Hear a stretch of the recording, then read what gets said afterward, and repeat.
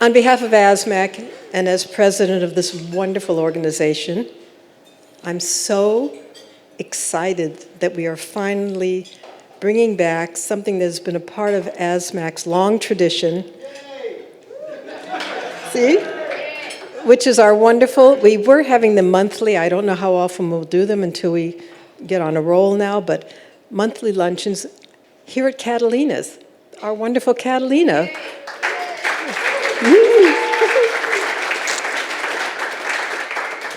So that being said, obviously everything came to a grinding halt when we had the pandemic, and we started reaching out to everybody else in a new way, which was our webinars, and I'm so grateful for so many of you that are here today.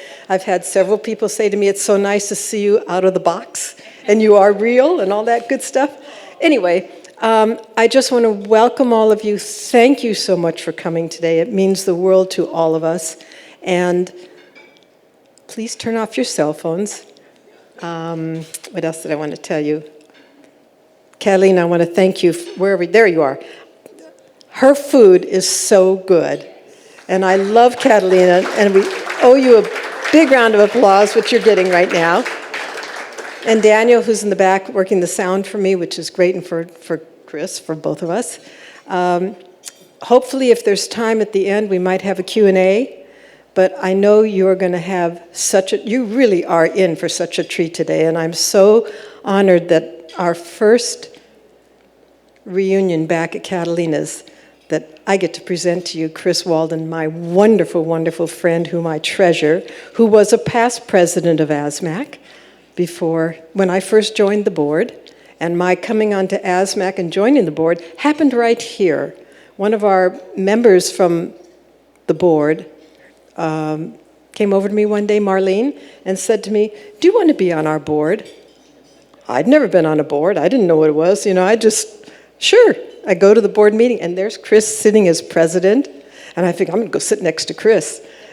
I did, and I don't know anything about protocols or anything. I'm just so excited and giggly that I get to sit next to Chris. Anyway, he's here today, and I get to present him for our first comeback to Catalina's, and I'm so happy because he has so much information to share with you, and what you're going to hear about this Pacific Jazz Orchestra and hear and see is going to just blow your mind. So Chris, please come join us.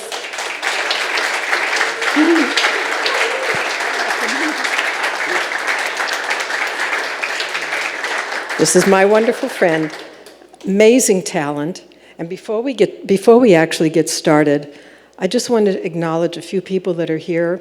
I want to acknowledge this whole event today started because we knew that a huge supporter of ASMAC by the name of Jonathan Allentoff was going to be here in Los Angeles. He lives in New York. He normally takes the train to come to events. He flew out here. And we decided, well, what can we do? Let's bring back the luncheons. So Jonathan is here today. And Jonathan, I'm not sure where you're sitting, but... Aww.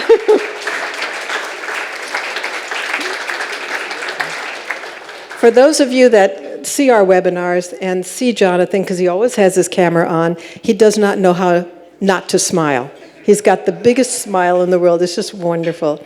And then we have our wonderful board member who is the genius at putting all the links every week into the chat. And that's Jeff Kellum, and he's come in from Northern California. I don't know where he's sitting, but he's here. Oh, there you are. Yo, Jeff. And John and I have a very dear friend that's visiting from Australia. His name is Brendan Dillon. He's not in the music industry, but he is our friend, and he's here to be able to enjoy today.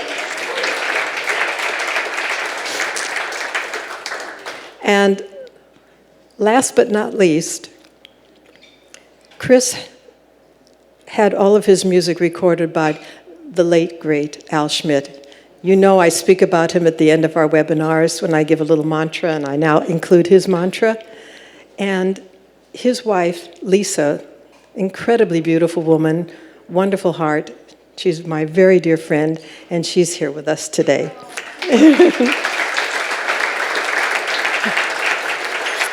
And then, of course, Chris's beautiful wife, Beate. She's over here, too. So that's it. All right, so we're going to officially start. And I want to make sure this is, are you comfortable with this? Can you hear me okay? Okay, are you okay? Yeah. Testing. Okay, so first thing I'd love for Chris to do is just tell you a little bit about his background, how long he's been here. He came from Germany, and I'm going to stop talking and turn it over to Chris right now. So, hello everybody. Thank you so much, Gayle, for inviting me to be here today, and it's so nice to see so many familiar faces that from ASMAC, which is an organization that is very dear to my heart, and we're going to talk about this a little bit later about my involvement with ASMAC, but let me tell you first a little bit about myself, if you don't know this already, but I was born and raised in Hamburg in Germany, into sort of a musical family. My mother is a singer. She is a choir singer specializing in early Baroque and Renaissance music. From early on, as 45 years old, I started playing recorder and learned to read music. And I remember musicians coming to our house with these historic Baroque and Renaissance instruments, and that fascinated me as a little kid. And I tried these musicians. Could I hold it? Could I blow into it? So this was kind of started my curiosity in various instruments, which was very helpful later on when I got into writing music. And then at some point I started to rebel against my mother and this whole ancient Renaissance and Baroque music by becoming interested in jazz music at the age of 7 or 8. And not just because my mother had anything against jazz, it was just because my mother didn't know anything about jazz, and it was a domain I could own to myself. So I learned trumpet, was listening to Dizzy Gillespie and Miles Davis. And then growing up in the 70s in Germany, I think jazz was never as unpopular than in the 70s. With either the kids were listening to disco or punk, but no one was listening to jazz. So I was the nerd in the school and the outsider. But I played in the big band, in my high school big band, and by the time I was 13, 14 years old, I started to write music, my own little compositions. And I remember the school teacher who led this big band. He wrote the arrangements for the band, but they weren't really good. And me being really cocky, I complained about it and said, "Your arrangements suck." In a word. And he said, "Well, smartass, if you think you can do it better, just why don't you do it?" And so when he gave me, he said, "Here's a recording of Basie Big Band jumping in the woodside. Just transcribe it and bring it next week."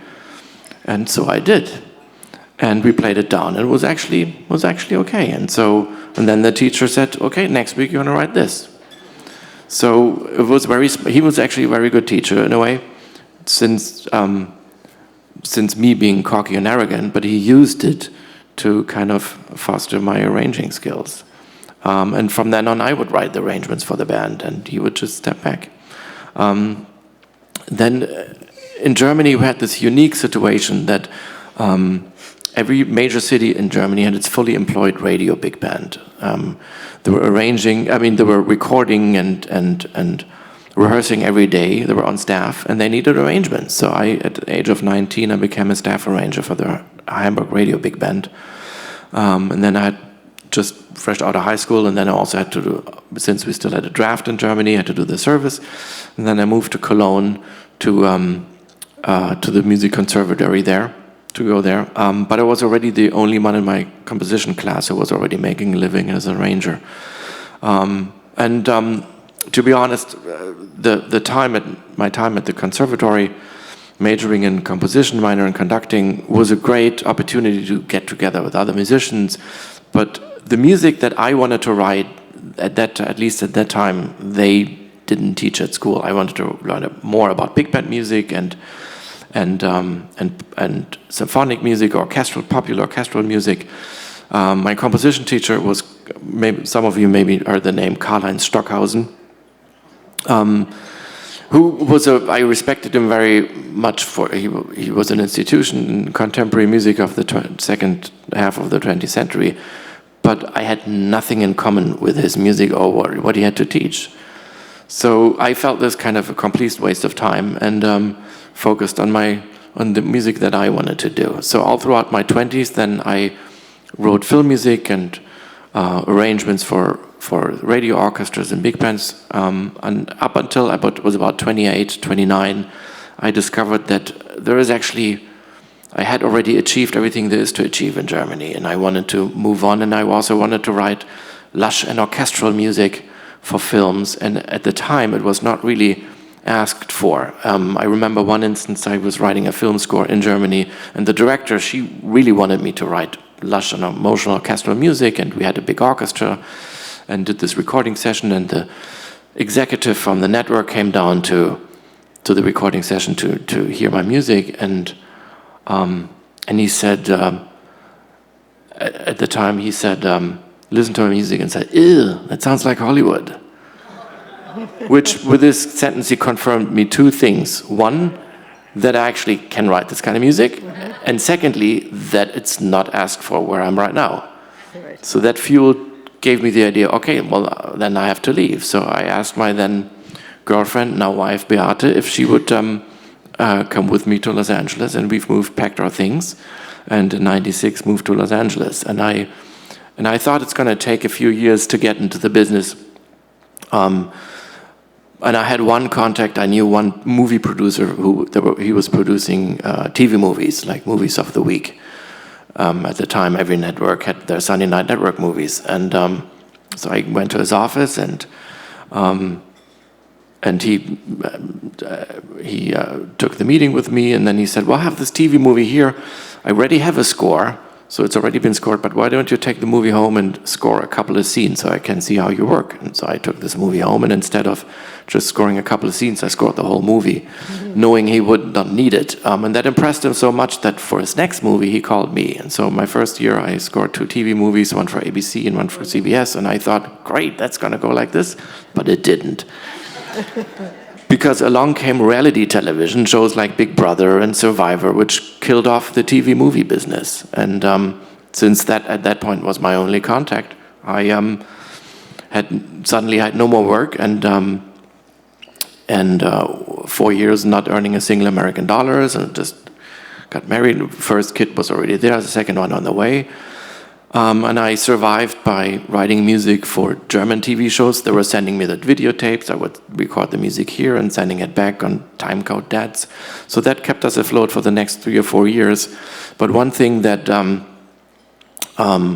that kind of helped me break through a little bit is I was recording at Capitol with Al Schmidt. One of the first sessions I did was for a German movie award show. I was the music director for the German movie award show, which is like the little equivalent of the Oscars in Germany. And I had to do the pre-records, but I was already here, so I did them from here. So I had a big band on strings at Capitol Studios recording for this German show. And at the end of the sessions, I remember the musicians coming up to me and saying, "Hey, we really like your music that you write. We love playing it." And first I thought they're just blowing up smoke my behind so that they get called again. And they said, "No, we really mean it. We'd love to play the music that you just write if you write for yourself." And I asked them, "So how do we do this?" And they said, "Well, we have rehearsal rooms at the Union. Why don't we get together once a month and just you bring charts and we just rehearse them?" So this is how my big band started, just as a rehearsal band. And those guys that encouraged me to do this, one of them is actually sitting over there. It was Wayne Bergeron.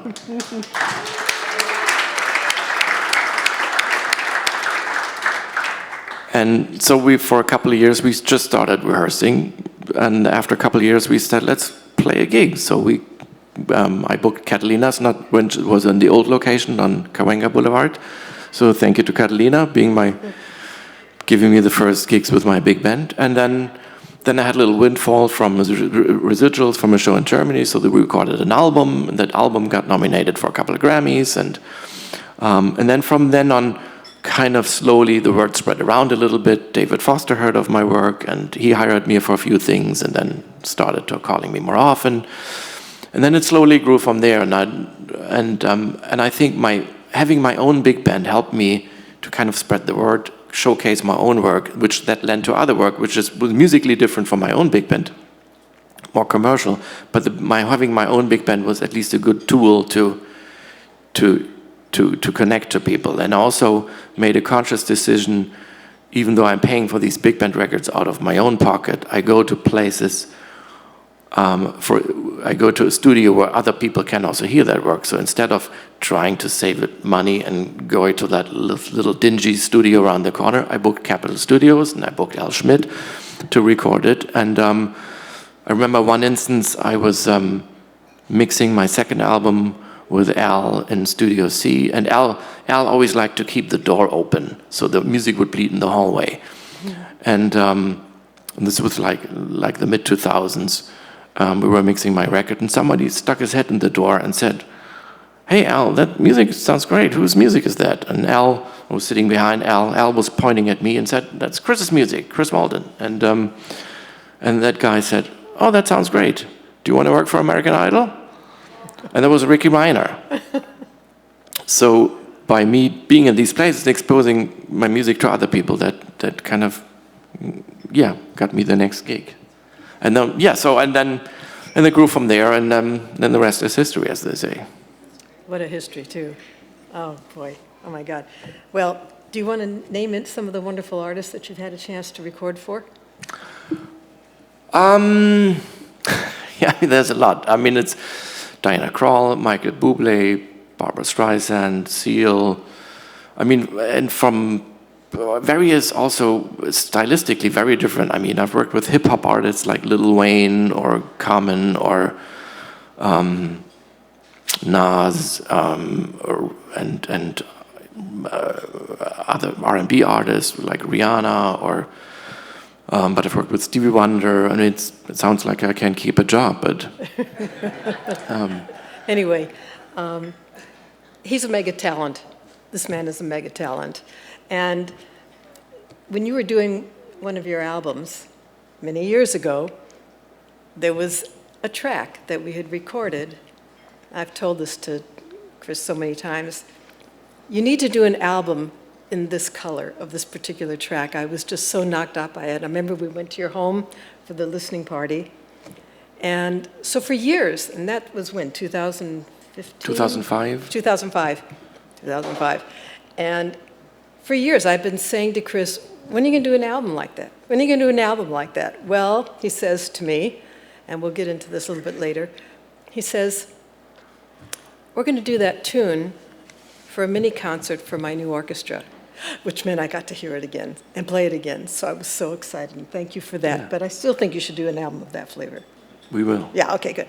Okay, so we know now that Chris has had a fantastic career, still has a fantastic career, was president of ASMAC, and if there's anything you wish to say about that, you probably, it's been dear to your heart. It's been very dear to my heart. I joined ASMAC, I think, shortly after I came to Los Angeles in '96. I think a couple of years later, I found out there is a Rangers organization. How exciting, and this is fantastic. So I joined ASMAC, and then in 2001, I was asked to join the board of ASMAC, and at that time, Neil Fraser was the president, and when I first came into the boardroom, I was completely starstruck because the other board members were Van Alexander, Horace Silver, Alan Ferguson, Bob Florence, Bill Holman, all my idols. They were all on the board, and it was a great time.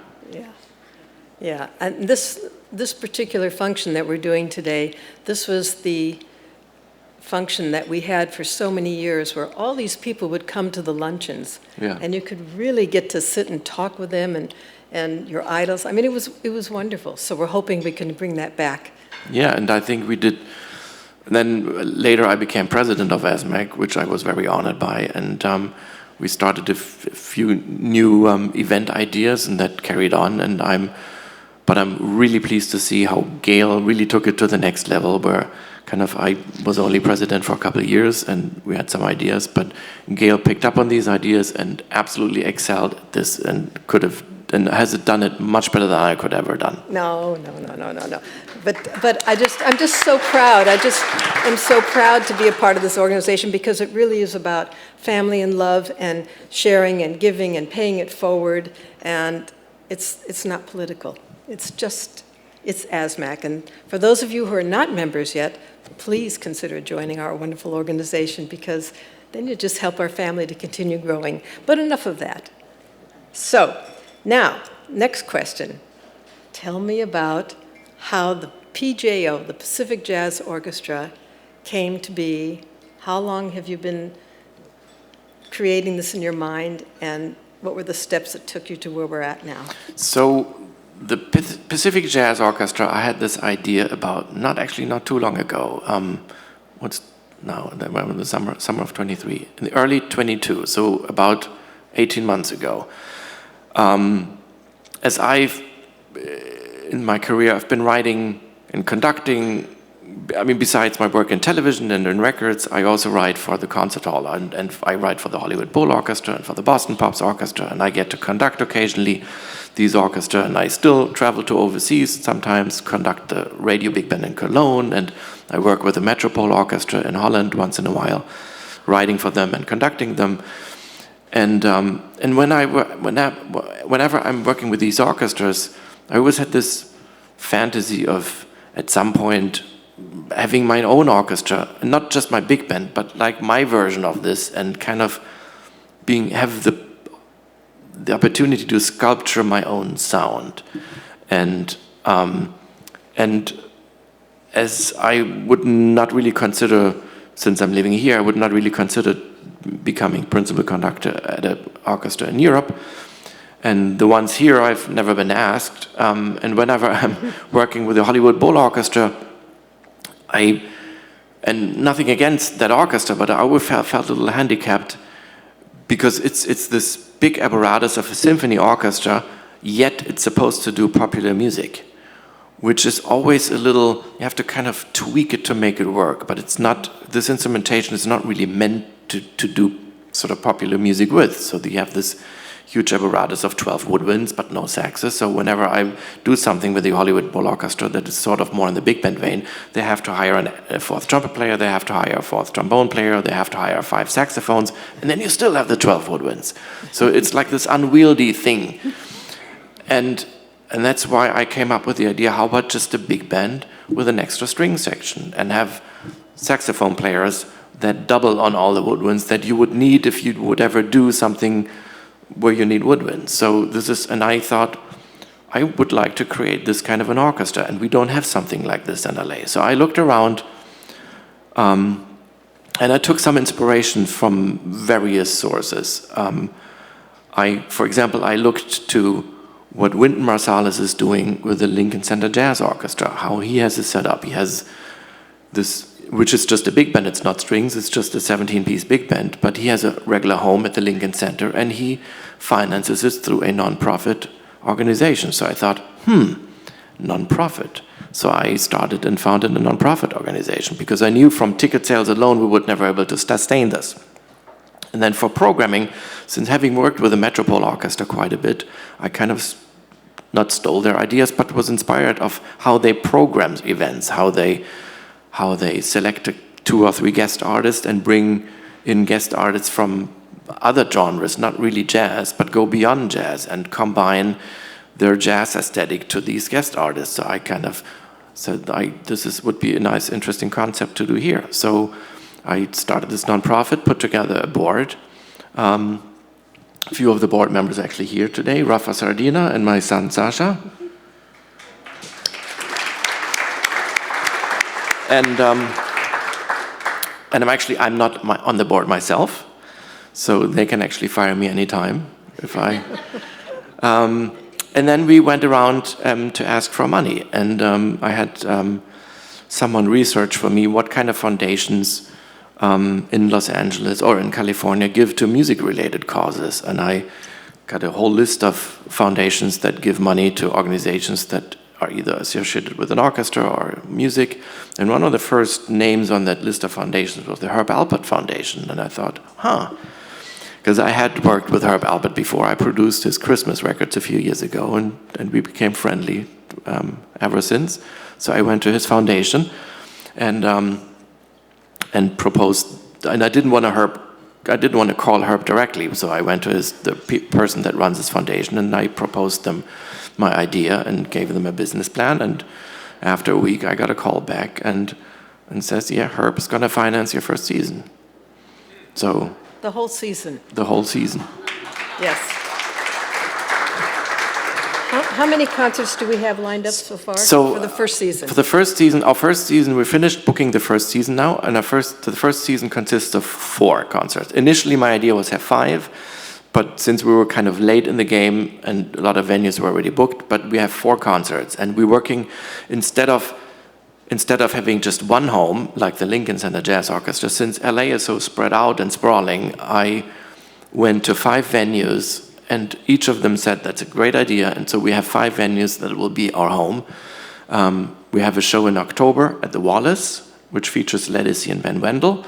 Then we have a show in December 23rd at the LX Theater in Glendale. The guest artists are Take 6, Catherine McPhee and Carolina Campbell. Then we do a show on March 2nd at the Ace Hotel in downtown.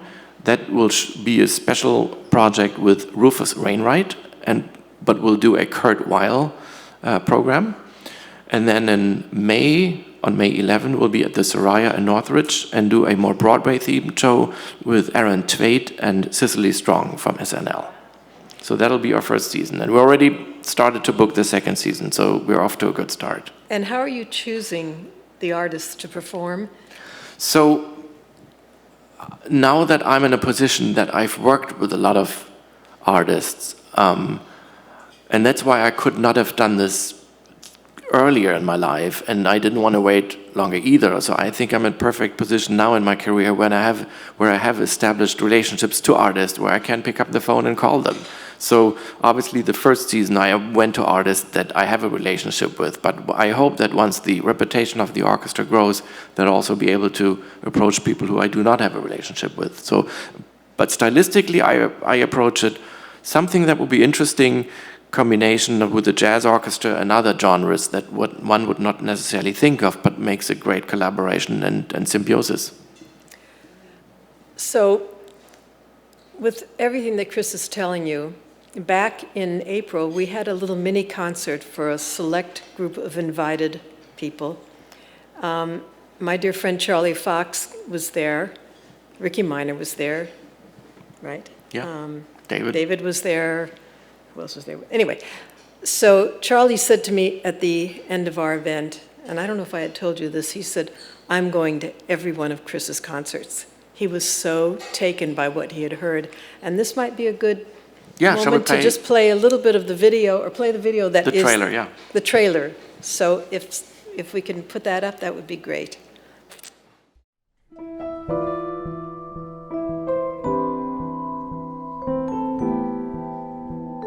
We are at United Recording Studios in Hollywood. This is the first time where the orchestra will play together at all, and we'll start this new chapter of the existence of the Pacific Jazz Orchestra. What we really hope to be able to do with the Pacific Jazz Orchestra is to expose more young people to the music and to carry on the legacy of jazz to the next generation. Walking in today and seeing all these amazing musicians in the band as well as legacy musicians in the audience, there are definitely some heavyweights here. Well, I'm a huge music fan. I think that goes without saying. But I'm also a huge Chris Walden fan. It seems like he's always doing the right thing musically, so we're here to support. When Chris is writing, it's always truth. It's his truth. It's not him trying to be anything else but who he is. It touches you. You can't help but feel it. Well, I love big band. I love jazz. I love the fusion that he's trying to introduce into our community in LA. It's great to hear that combination, you know, that sense of jazz and symphony, and to hear that live, it's the best. What I want people to feel when they hear the Pacific Jazz Orchestra is that jazz can be fresh, the jazz can be innovative, the jazz can be new, and that you hear artist combinations performing together and collaborating together that you won't hear anywhere else either. I think there's so much potential with being able to blend jazz with salsa, with rock and hopefully some maybe even new genres coming out of these different collaborations that the Pacific Jazz Orchestra is planning. It's a gutsy thing to start a venture like this. There's a real sense of discovery. We're doing real music. Music with live instruments, live musicians, music organized by a great arranger. You can't beat that.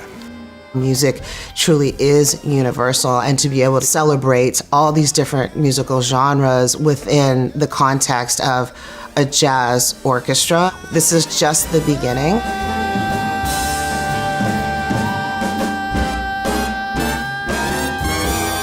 A year ago, this was just an idea in my head, and now here we are, bringing it to life. Yes.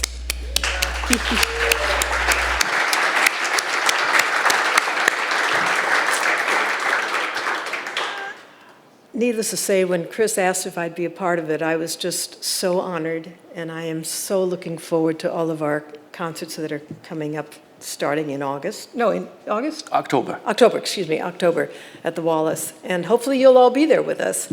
So when we had this mini concert, he had these two singers that performed. How did you get Candace? Candace, I had never worked with her, but I saw online videos of her performing with the Metropole Orchestra, and since I had worked with the Metropole myself, I thought this would be a good fit. So I called Don Was at Blue Note, she assigned to Blue Note, and asked for the number, and then called her management, and she came out. Yeah, she lives in Nashville, so I had to fly her in. Right, and the two pieces that she performed, yes, wrote them both. She wrote, right? and then I asked her because I wanted to give her creative freedom, what she wants to do. She said, "What do you want to sing?" And she had these two songs, and then I arranged those, and we did those two songs. Yeah, she's wonderful, and you will get to hear her. And then with AJ. Yes, and then I asked Adam AJ Jackson, who's been a long-time friend. He sang one of the first gigs ever with my big band some 20 years ago. So I asked. So it was nice of the new and the old, kind of combining a singer that I had not worked with at all, and then having AJ there, who's been a long-time friend. When I was reaching out this past couple of weeks to different people to invite them to come today, and one of the people I reached out to was Brad Decter.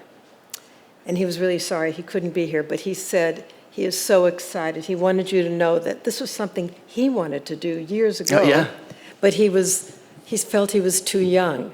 And he's so glad that you now have got it off the ground, and he'll be there for our concerts. Yeah. Anyway. And I'm glad to say that, so I'm really happy that Gayle is in the orchestra, and want to point out there are 3 other musicians of the orchestra that are here for this lunch, which is Wayne Bergeron, Jeff Driscoll, and Pete Corpella. Pete is somewhere.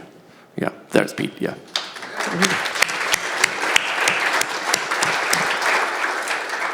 So,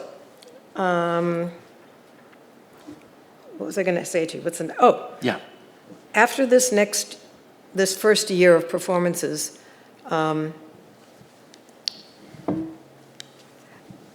Herb obviously has funded everything for this year. Yeah. So then how will you go? Now the real work begins, because now we have the money that Herb's given us for the first season. We have to raise that every year now. That's right. So, and probably more, because we also have ambitions to go bigger than just a concert season with 5 concerts each year. One of our big plans is also to establish an educational arm of this organization and do a summer workshop every year, like 1 or 2 week, like a summer camp, where we're going to put together an orchestra consisting of high school and college age musicians, and have our musicians from the orchestra, like Wayne and Jeff, teach them and give them in the morning like section lessons, and then in the afternoon we bring the whole group together, and then we'll do a tutti rehearsal, and then at the end of this 1 or 2 weeks we do a recital. So this will be then the young Pacific Jazz Orchestra, or the Pacific Youth Jazz Orchestra, or something like that line. So this is one of our plans. We also at some point would like, since the name is the Pacific Jazz Orchestra, we would like also to maybe take this orchestra maybe a little further up or down the coast, maybe to Santa Barbara or San Diego or San Francisco. There is a great venue in San Francisco called SF Jazz. I know the people there. Actually, one of their board members is also on our board. So there might be collaborations that we could do with venues that are outside of Los Angeles. And also, at some point, we would like to record. I talked to Don Was at Blue Note Records. They're interested in collaborating with us. So, yeah. There's a whole anything's future. possible. There's a whole future. And the thing that's so wonderful is the music that we played for the mini concert. You say the word jazz, and that can put a connotation in somebody's mind that basically, I'm not into jazz. This is jazz that everybody can be into, because there's going to always be something that you're going to be able to relate to in the music, and Chris is going to be watching over all of it and writing it. Right? Yeah. And at some point, I see this whole idea with the Pacific Jazz Orchestra also bigger than myself. Obviously, in the beginning, now I'm not only the artistic director, but I'm also the executive director because I'm with the agents and I'm organizing everything. I'm doing all the administration work myself as well. Hopefully, next year we will be able to hire an executive director and I can focus on the music.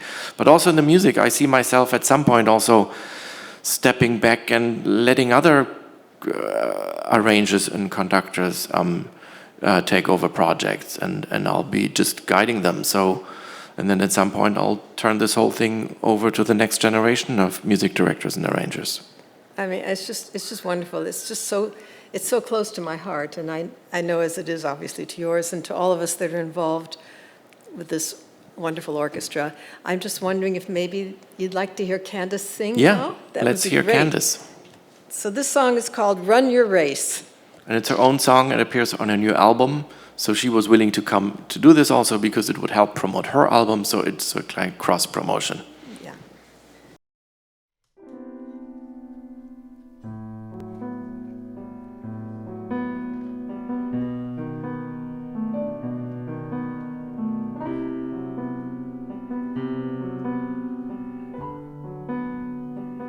I can feel your smile. I can feel your laugh. I can feel the joy you have left for my arms. I can feel your pain. You don't need to explain, 'cause you're free.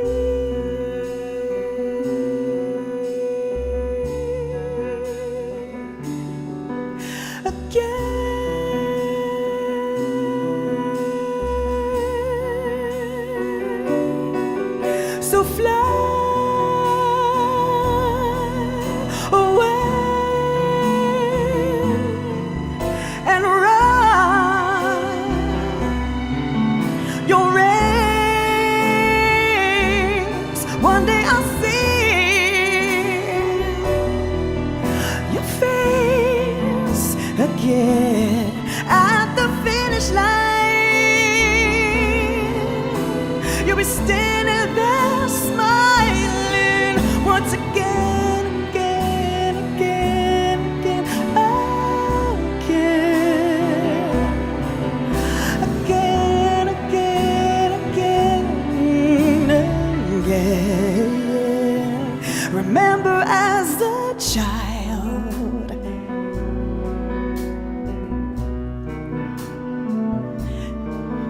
my first point, my first note, my first try, you would lift me high.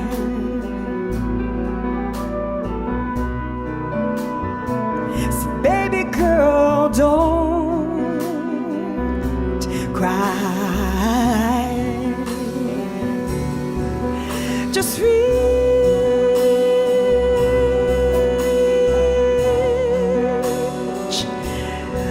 for the sky.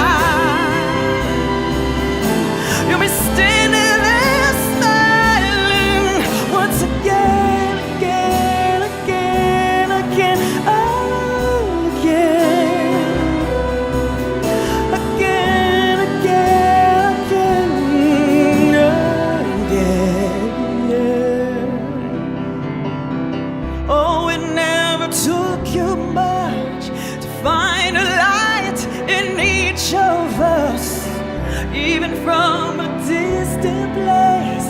You brighten up a dark rainy day.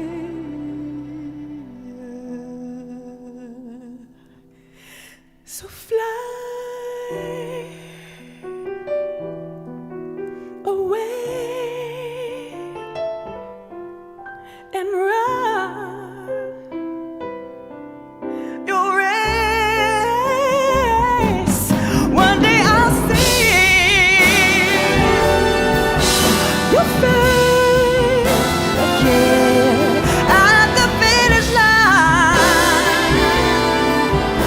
You'll be standing there smiling once again, again, again, again, again,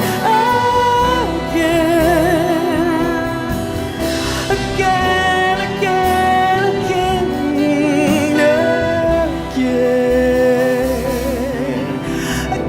again, again,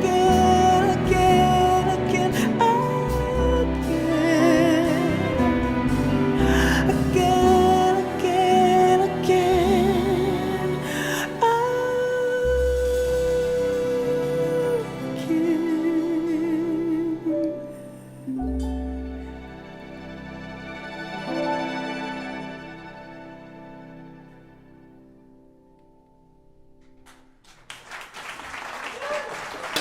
This event at United Recording was, Gayle calls it a mini event, but this was more like a showcase. We only did like these 4 songs just to present to the press, actually, to announce that this orchestra now exists and to invite some donors and important people to create some buzz. So that was like a little showcase event.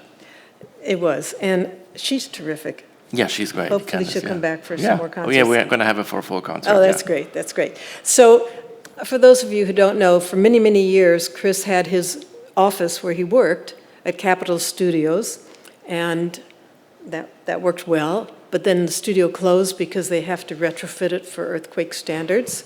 So he then took an office at this particular studio where we just did this concert, United Studios. It used to be Ocean Way, and before that it was United. And the office that he had was Frank Sinatra's office. Yeah. Yep. So when I went to see him one day in the office, I just felt like, you know, it was reverent. But this particular concert was the closing of the studio, Unfortunately, yeah. the very last performance that was done there. And United has been such a part of our history in the recording industry for records and everything. And we're just, I don't know what's going to happen. I know they've got permits to possibly build a large structure and take it down, but I'm hoping that somehow it'll stay. Yeah, we don't know. I think they submitted plans, but I think that's been denied because it's a landmark, so they can't really. Good. It's a little short-sighted. I mean, between us here, but it was a bad decision to close that studio because these people that run this don't really know what they're doing, so they wanted to save money and fired everybody and ceased operations at the studio, but they can't do anything else with it either. So it sits right now there, and they want to rent it out as a filming location, so the console is merely just a prop, but so far there haven't been any filming shoots there, so it's really awkward what's happening with there. So for this little mini concert that we had, Steve Jenowick was the engineer, right? He was, yeah. And Steve had always been Al Schmidt's assistant, always Yeah. worked with you, so Steve did a really, really lovely job. Yeah. And I just wanted to acknowledge that. Yeah. And Steve, by the way, will be working with us on our concerts because these concerts will be recorded and filmed, and Steve will be doing the recording sound for these concerts, yeah. That's good, yes. So, Yeah. is there any instruments that you've got an orchestra of 40 musicians. Yeah. You've decided what the instrumentation would be. Will you at some point be adding certain instruments for specific concerts? Maybe but not really to the core instrumentation. But for a concert? To the orchestra, because I specifically kind of tried to come up with this instrumentation that we can sort of do anything with it, with 4 trumpets, 4 trombones, 5 saxes, 1 French horn, and harp and percussion and a rhythm section. So we can almost cover everything. If it would be, if there would be any additional instruments, it would be if whatever the repertoire requires, like, I don't know, a mandolin or an accordion or something, but Yeah. of that nature maybe. Okay, but you've got yourself pretty well yeah. covered. That's great. We actually do have 3 more videos. Time-wise, I'm not sure exactly what time we have to finish, and if there's going to be a Q&A afterwards. If you have any questions you wish to ask, you know, we want you to be able to do that while we're here. But why don't we, should we go to AJ's now? Yeah. Okay, so this is a shorter video, but I think you'll really enjoy it, and AJ's great.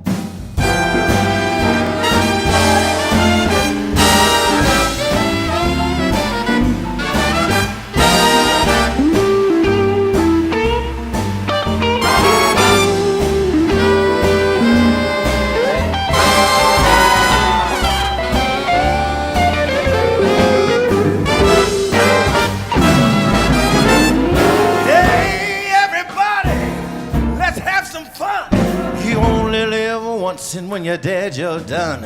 So let the good times roll. I said, let the good times roll. I don't care if you're young or old. We gotta get together and let the good times roll. Don't stand there mopping, talking trash. If you wanna have a little fun, don't you know you gotta spend a little cash and let the good times roll. That's what you gotta do, you gotta let the good times roll. I don't care if you're young or old. Get together, let the good times roll.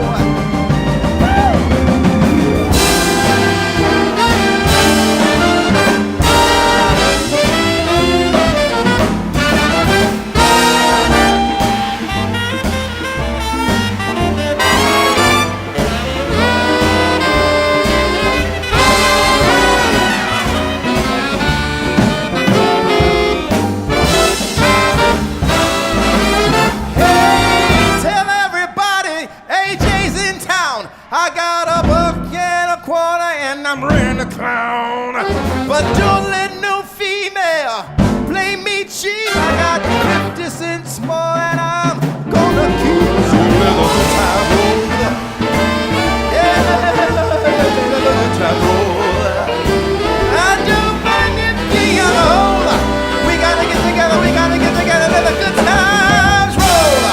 Hey, no matter the weather, all you gotta do is get yourself together.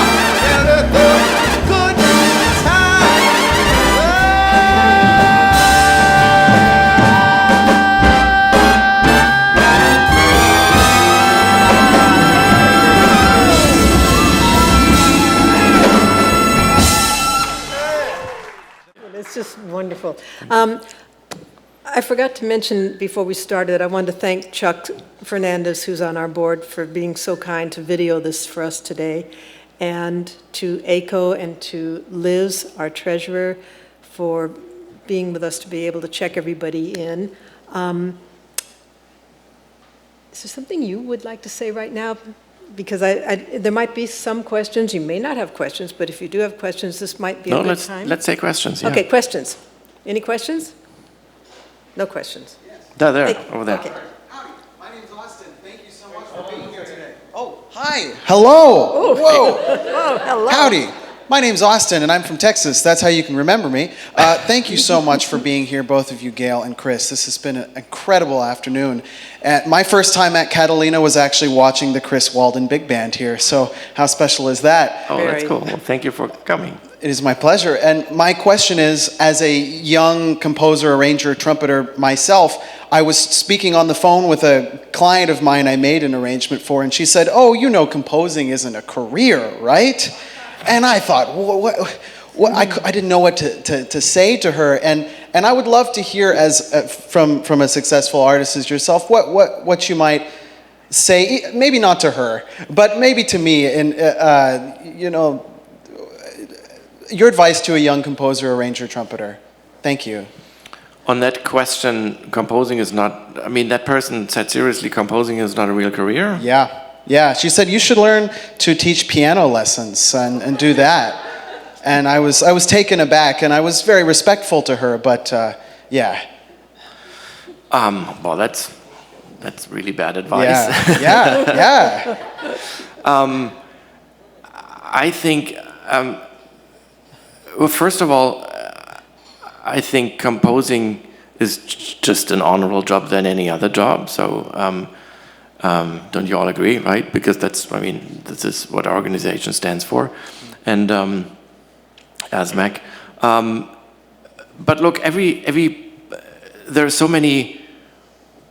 It's hard to know where to begin with this, and how to answer someone like makes such a stupid comment. Writing music can be a job that, depending on the music that you write, writing music can be something that you might struggle to find work with, or can be something that could be very lucrative. And I mean, there are tons of examples to show this person that composing can be a very lucrative income, a very good career. I think that it's just for a young person getting into the business and trying to be a composer or arranger, you have to find out your own way into it. So I was telling a little bit earlier my journey and how my career went, and the certain things that I encountered and the certain actions I took to advance my career are only specific to my own journey. So there is no general recipe. This is how you become a composer, or this is how you become an arranger. Everybody has to find their own kind of journey way into it. So what worked for me might not work for someone else. But having said that, if someone wants it really, I'm confident that everybody will find their way to make this a career. So, yeah. And if you're doing it, if you're able to make a living, whether you're a composer, orchestrator, arranger, whatever it is in the music business, if you love what you're doing, then it's never work. Well, maybe sometimes it's work. But for the most part, like it is for me, it becomes your passion, and you just let your heart flow. Exactly. I mean, that's one thing I had with Al Schmidt in common. I think I stole that quote from Al when he said, "I'm lying to my wife if I tell her I go to work every morning." Well, at least I think that's something Al would say, and I feel the same way about writing music. Yeah. Well, when my husband, who was a fabulous recording engineer, he's here today, John Richards, and I just am so proud to be his wife. And he said to me, he retired in 2009, and he said to me a few years ago, "So when are you going to stop?" And I said, "Stop what?" He said, "Stop working." I said, "I don't go to work. I go to play. I go to play, and he knows that's where my heart is, and that's, I come to your session, and it's like my heart walks in 5 minutes before I walk in. Anyway, do we have any more questions? Thank you. The mic's over here. Hi, Chris and Gayle. I can't tell you what a thrill this is to be here with you at Catalina's. My first time here at Catalina's was with Van Alexander. Oh, yeah. When we were working together in his final years. And I just wanted to ask you about preparing the music for the Academy Awards, because that's got to be a really, really inspiring process. And you've just contributed so much to our entire heritage of film and TV and everything. But could you tell us a little bit more about what it's like? And if you would, just a little bit of the excitement it is to be on that stage, I can only imagine. Well, working for the Oscars is really fun. I started writing arrangements for the Oscars, being just one of the arrangers about 12 years ago when Bill Ross was the music director, and for a few years I was on his arranging team. And then when Ricky Minor became the music director, he made me his lead arranger, which means I kind of get to pick what I want to write and then get other arrangers to write as well. And by the way, the music director doesn't really do it every year consecutively, so the producers pick the music director they want. So with Ricky, we didn't do it every year, but so far we've been doing it every other year with Ricky. And then other music directors have their own arrangers, but I was fortunate enough to always be on the Ricky Minor years. But Ricky gives me a lot of freedom, and he trusts me a lot. And speaking of stage, Ricky is conducting the orchestra, so I'm not on stage. I'm in the audio truck next to Tommy Vicari, the mixer, and make sure everything goes well there, and occasionally give cues to Ricky where to come in and stuff. But it's a lot of fun. It's actually really a lot of fun for me to write for that show, because I get to write in so many different styles, but it's a really stressful schedule because the nominations come out 5 weeks before the show, and we can't really start writing before the nominations come out because we don't know what movie is going to be nominated. So I usually do start around Christmas time. I usually start working on the Oscars, but just for I write then the stuff that we know we're going to need, like music for commercial bumpers in and out of commercials, and presenter play-ons and that sort of stuff. But the so-called, what we call the winner cues, when people walk up to the stage and collect their Oscars, all these cues I don't really get to write until I know what films are nominated. And what I usually do is I watch the films that are nominated, and I get the soundtrack, and I look for an identifiable cue of that film that would best represent the film when people go up on stage. And sometimes it's tricky for some, because sometimes these films have the score is more like sound design in nature, or very esoteric, or very ethereal, and it's rarely a piece in there that we can play so that people can go up and applaud when they walk up on stage. And in rare occasions, I don't use, if it's really that case, or if a song, sometimes films don't have a score at all, they only have songs. And then I would pick a song that we play for a winner play on. But so my job is to find something that we can make out of it. And then I would write the arrangement, or employ other arrangers. And Nan Schwartz, for example, worked with us as well. Yeah. Is on the team as well. To have her in the audience today, I mean, she just got back from Austria, right? And she is a mega talent. I know we've performed several times now at Vibrato with her orchestra. And Nan, I just thank you so much for being here today. Yeah. Isn't it beautiful? Thank you, Nan. Mm-hmm. And those, just to finish up, those winner play-ons are a lot of work, because we play a different winner cue for every winner that comes up and wins. So, which means we have about 23 categories.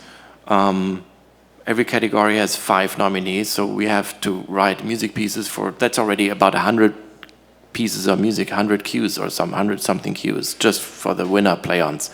And only a fifth is being actually played, but we still have to write all 5 of them in every category.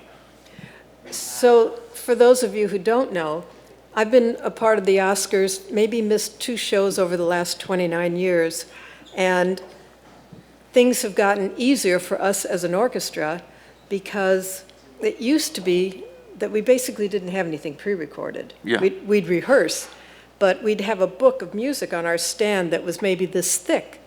And then what we'd have to do, spread out our music. You'd have the music you're going to play for each of the 5 nominated categories. Now, of course, with films, it's 10 for the best film.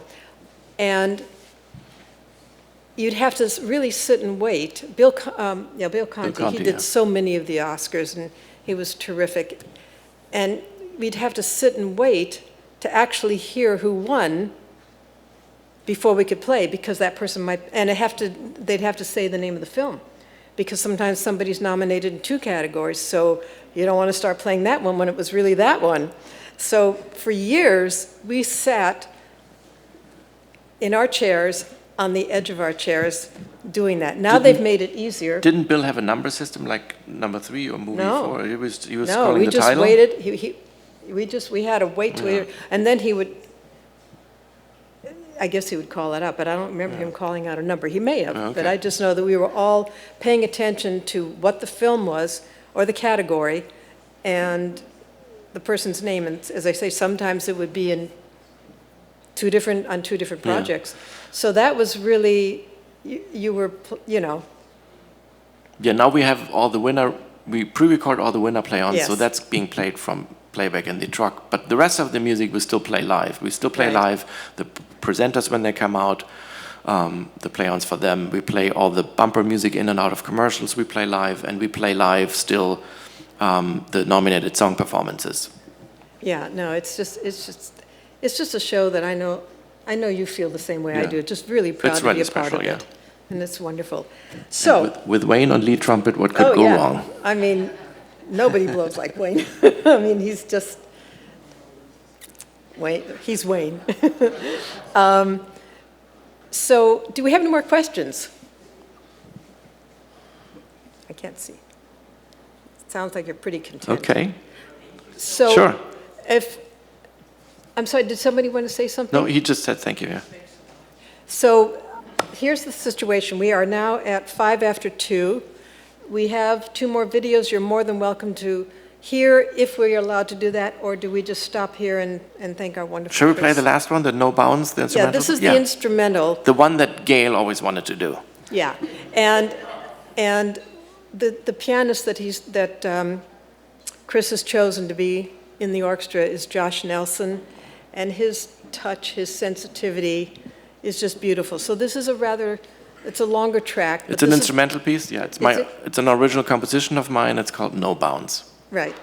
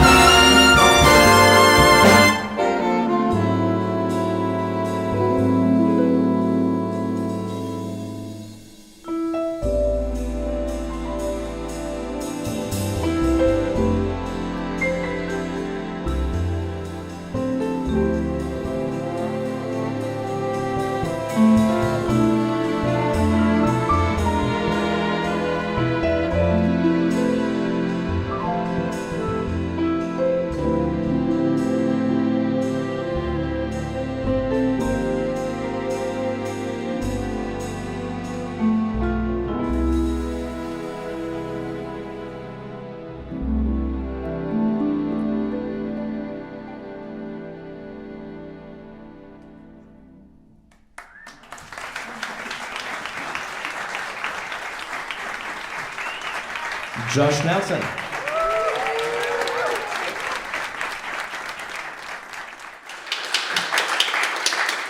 How could you not love that music? So I hope you can all come to our first show, Yes. October 27, 28 at the Wallace. Yes, and tell your friends, Pacific Jazz Orchestra, there's a website. PacificJazz.org. Yep, pacificjazz.org, like asmac.org. And we look forward to seeing you all again soon.